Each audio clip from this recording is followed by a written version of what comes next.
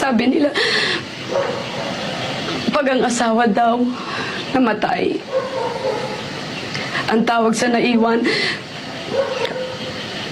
biyudo, biyuda, balo. Ang anak, pag namatayan ng magulang, ang tawag ulila. Pero ang ina, ang magulang, pag namatayan ng anak, ano tawag sa kanila?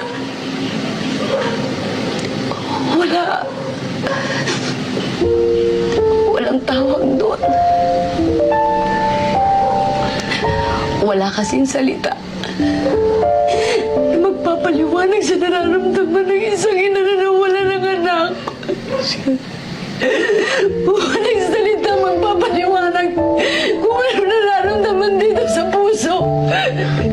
Yung sakit na namumulila. Dito hindi mabubura yun. Hindi mabubura yun. Wala. Wala. Wala. Wala. Wala. Wala.